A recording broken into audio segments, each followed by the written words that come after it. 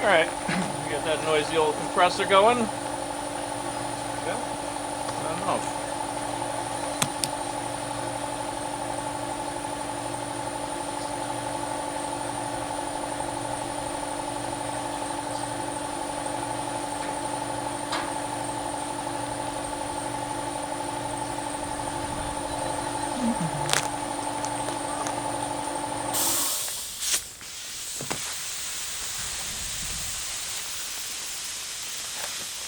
A little more airline, we need it better.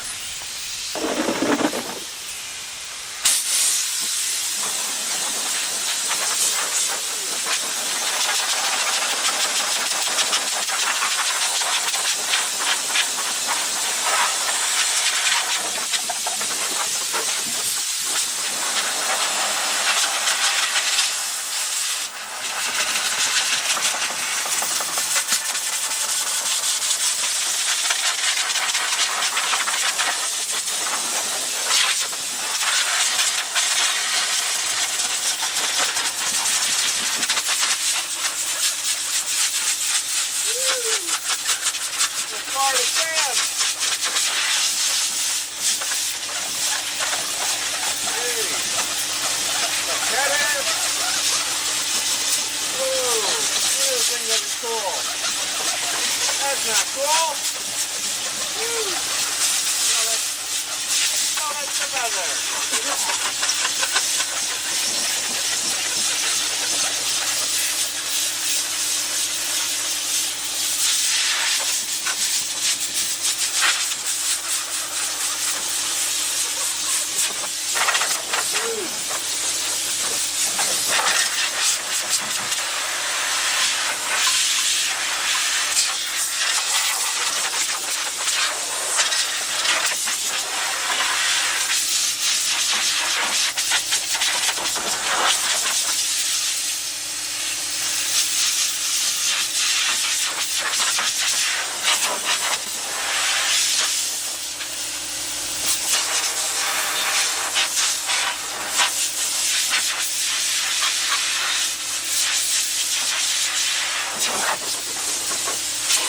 Oh, well now that we got all the rocks and sand and leaves out of it,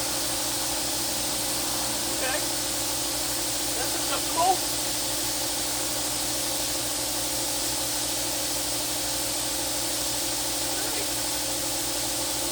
Pull out that clutch fan. It probably doesn't work either. But back here. There you go.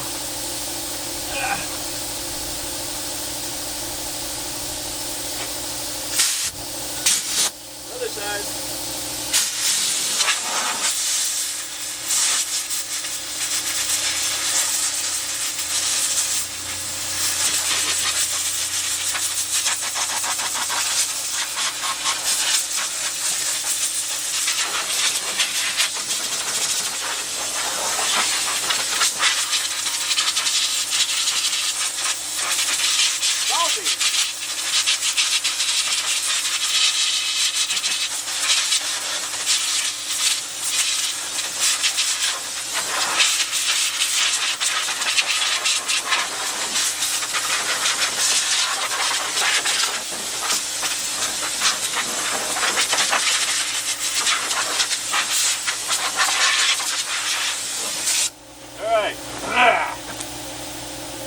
Salty. Let's probably grab the heat gun and see if this clutch fan operates as well while we're here.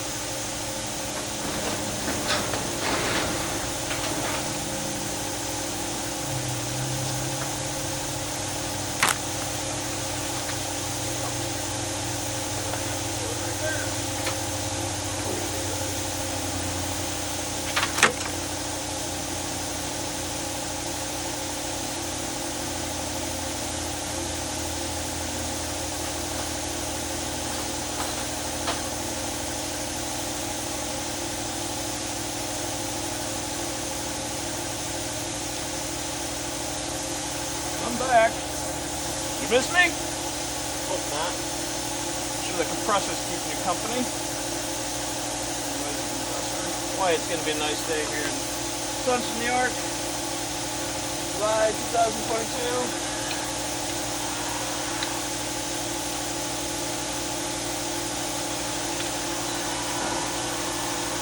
Well, we'll get the heat gun heated up here and see if this here clutch fan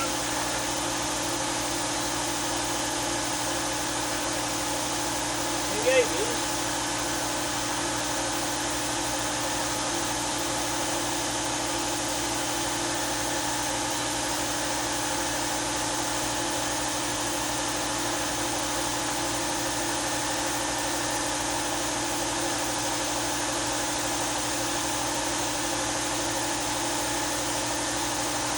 So far nothing.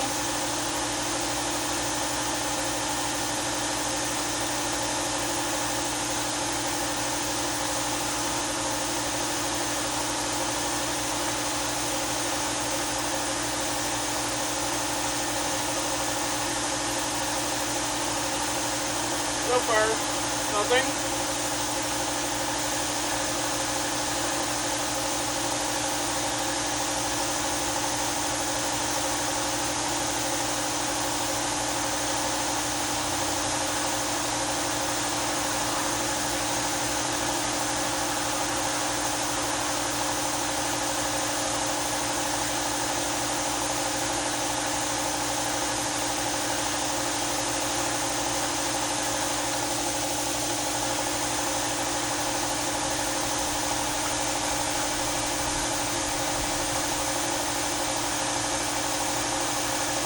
Nothing.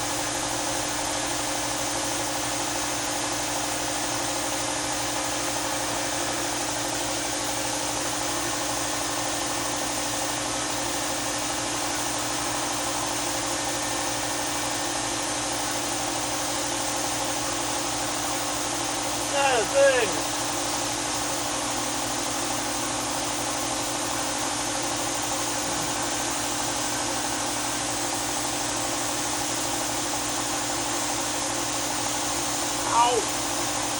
It's hot. So that clutch fan is not any good. But at least we can see the numbers on it. And let's get one. Let's find one here. That's a shame. In the meantime,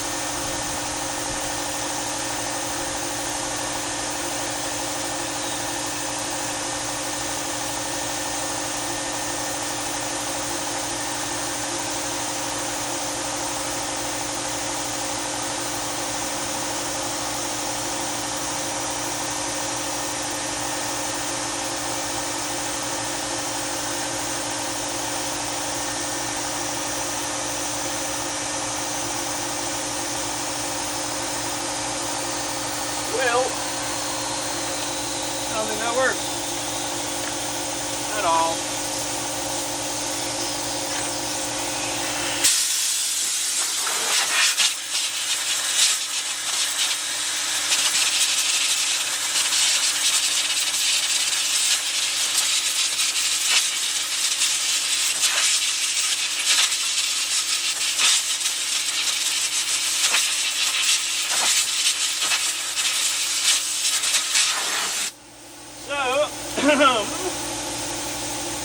Probably what we'll do is we'll have to put some epoxy dum-dum in there and lose some my MPGs.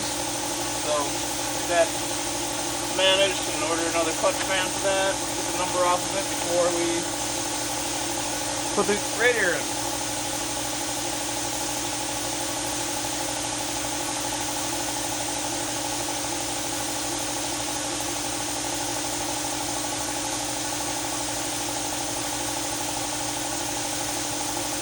Let's see. Let's give a big shout out to HeartGuard. Don't forget to give your dog HeartGuard this month. The once a month preventative. Let's see here. There it is.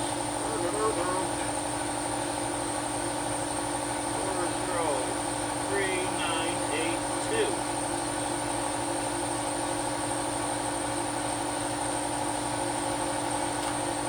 That.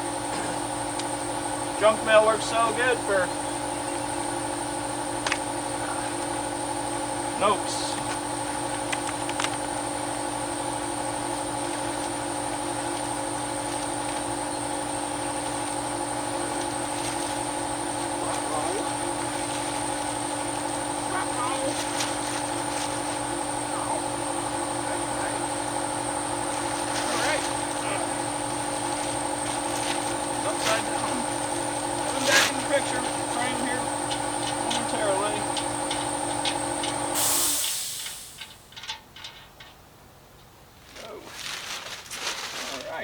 Well,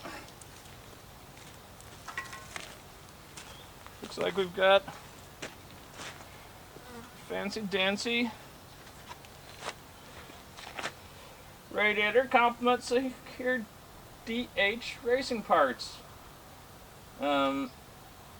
For after sales service, top powered 99 at 163.com. www.dhrracing.com. With this nice radiator, I think it was $150, $150.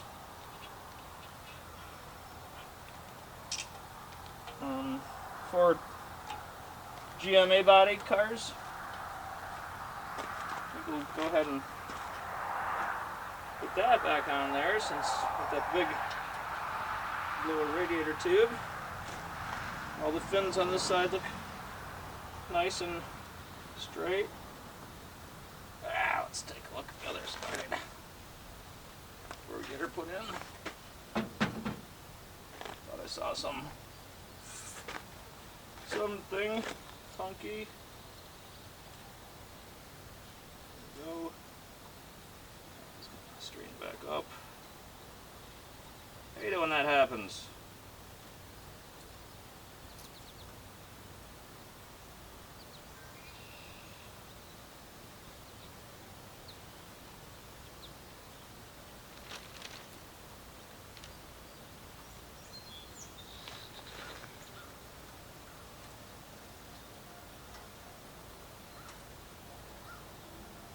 Well, it's better than the rocks that were in the old one.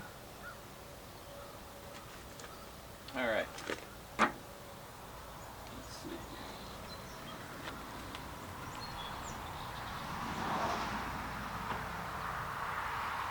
Fitting so far.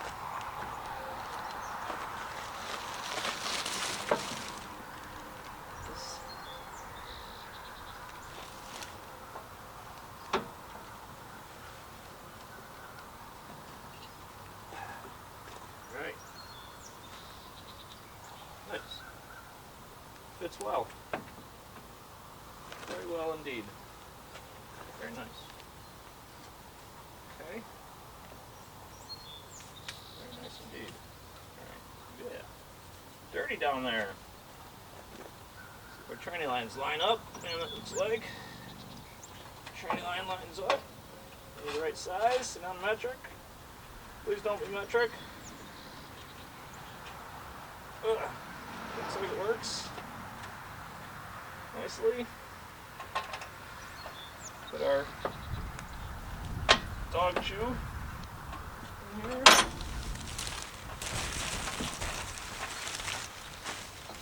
Hope you can hear me all right. Doesn't really say anything, but I don't know how difficult. I'm just here on YouTube with wind and things. Get out of my way, drain pan. Yes. Oh.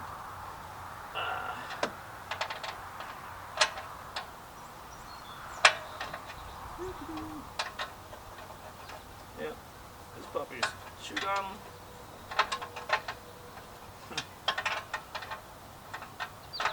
So two-sided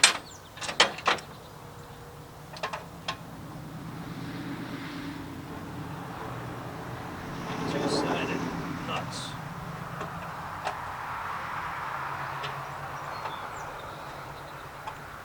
Alright, now we got it, baby. Keep going. Maybe.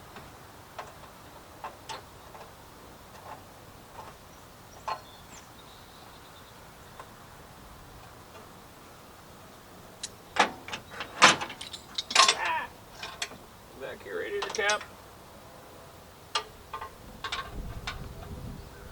Alright, so this one going right in.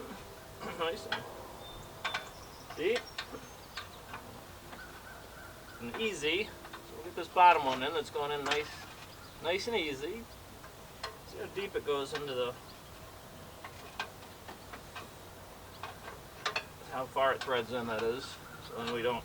This top one's kind of iffy. I don't want to cross thread anything, get anything messed up. So it's going in kind of weird. So, oh yeah, it goes in really long way. So let's push this one up, get that tighten up.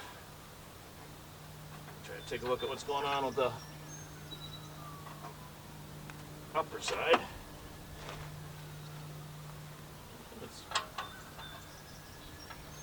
It'd be so much nicer if there's put a wrench on this upper one.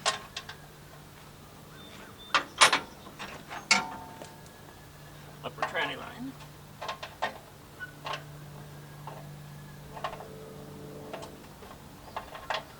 And what people were thinking when they locked onto this puppy, but wow.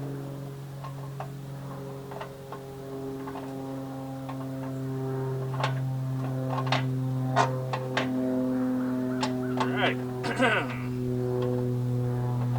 So, got her here. So, in the comments below, you're more than welcome to tell me what you think about the car, what you think we should do to it, how you think we should go about it. Still working. As soon as we get done here, we're going to jump over onto the 69 Mustang 69 Oldsmobile Cutlass Supreme convertible. One thing we're going to do with the Cutlass convertible is we're going to be robbing, not like Batman robbing. We're going to be robbing the bench seat. This has a power bench seat. So we'll be taking the power bench seat out of this car, reupholstering it, and we're going to use it in the convertible. I think that's the way to go with that. This is going to, I think, get the bucket seats out of the convertible. And then this will get a center console with the Hurst dual gate shifting apparatuses. So, but first we've got to get it cooling, and then figure out where we'll go from there with this vehicle. So please get some comments in below, and maybe show pictures if you got Vista Cruisers out there. So it's fun. YouTube's a lot of fun. Getting these cars and restoring them, making them something again. That's a lot of fun as well. So we got our tranny lines all hooked back up. Let's get the support on here. Hopefully it fits. We got pads in there, kinda. I think once it's all together, maybe it'll hold her together.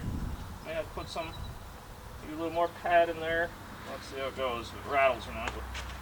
Let's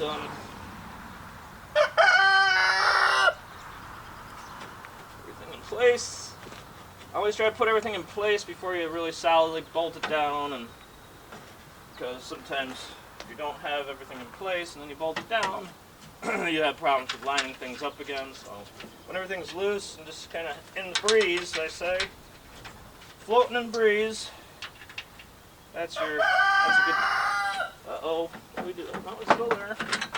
The clip, there's little clips on the plastic. On these older cars, especially New York cars, you have to be careful with plastic and clips in plastic. The bolts froze in the plastic. Yeah, that's a real problem. The bolts froze in the clip that's in the plastic. So I mean, you can't use heat because the plastic will melt. And even WD-40 or penetrating oil will not break those. Sometimes will not break those bolts loose from the clips, no matter how hard you try. So let's see. It looks like that's done. That's done. We got to just tighten up our lower radiator hoses. Radiator hose here. Our trusty dandy. So this happens to be the brand new drill that we bought at Lowe's. Oh, don't break. Don't fall. That's a brand new drill we bought at Lowe's the other day, Sunday, to tap out to drill and tap the thermostat housing. Loosen this up. Gotta loosen this 10-mile long radiator. It's the longest radiator hose I've ever, or longest hose clamp on this monster radiator hose too. Alright. She's on. Let's get her tightened up. What a monster radiator hose clamp. Oh, that was some good drama.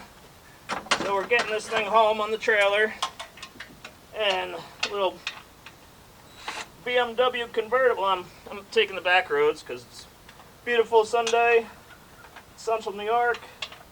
Why be on the highway?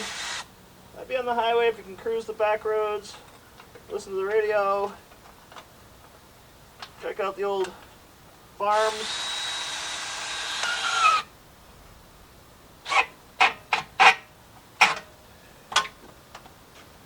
So we're cruising the back roads, and all of a sudden up comes this BMW convertible behind me, and I want to be fair, so we actually got to the Route 20 intersection, whatever back road I was coming off of.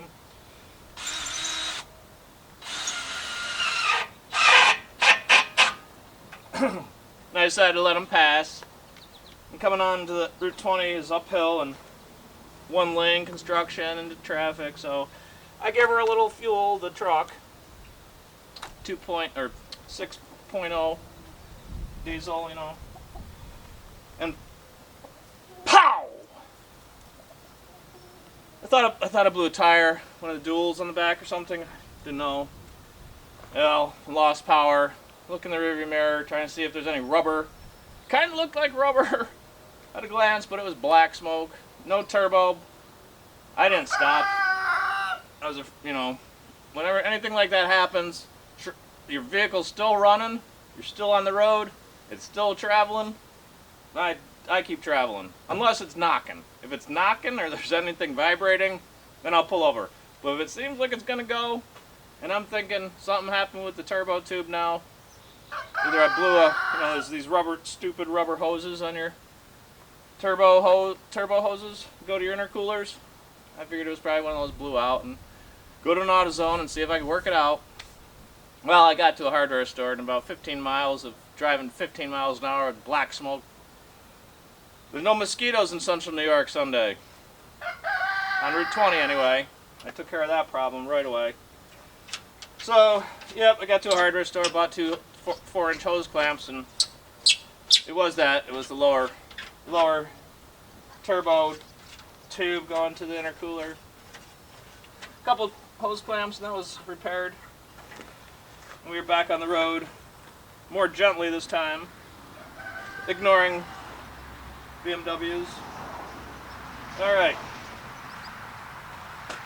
there you went.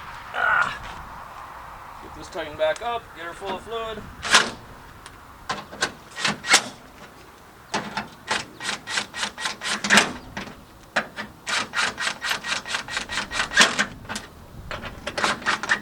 That wasn't too bad. A little radiator replacement. So now it's time to fill her full of water and get her started.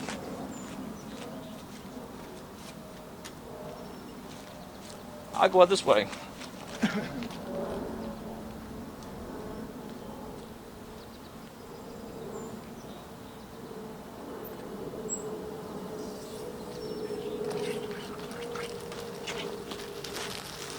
Hey, we reached. Would you guys remind me to buy those little rubber O-rings that go in the hose? Every time I go to the hardware store, get home, I'm like, I didn't buy any of those rubber O-rings.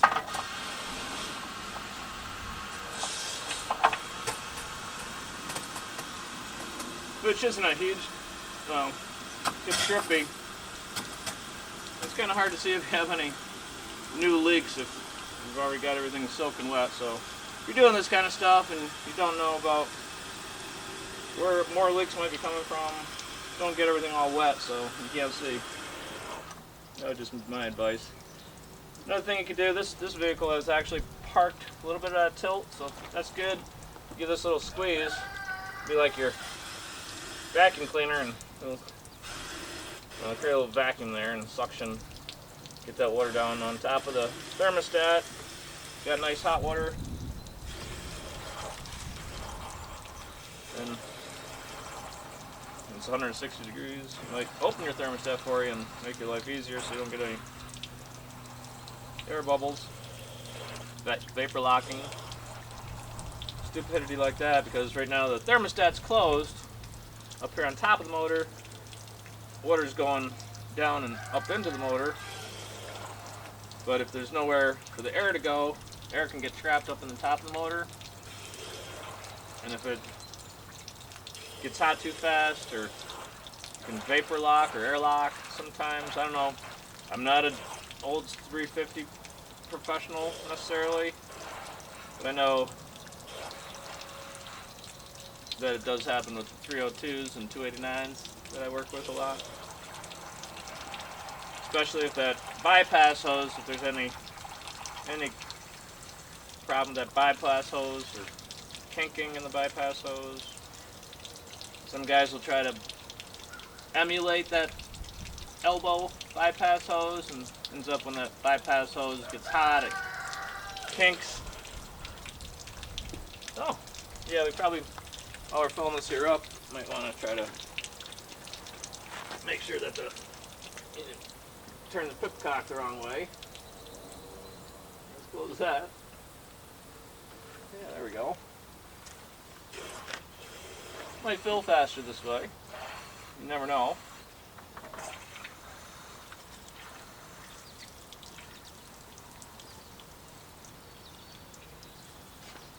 Alright. Oh, yeah, well, this bypass hose seems to be working. Letting all the air out. Awesome. So that bypass hose comes off the top of the radiator, or top of the water pump, as you know, probably. All for you guys that don't, that's how it works. So it's right now, it's bubbling out. Good, good, good.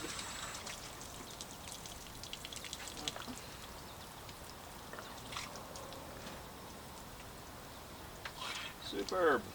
Alright, so now what we'll do is we'll let it run with the radiator cap off until it gets hot. Enough to open the thermostat, hopefully, and this thing seems to run very cool at an idle, so it might not ever get warm enough to open the thermostat just sitting here with the bypass hose and cold water. See what it does, though. Sounds like it's hot. Very happy.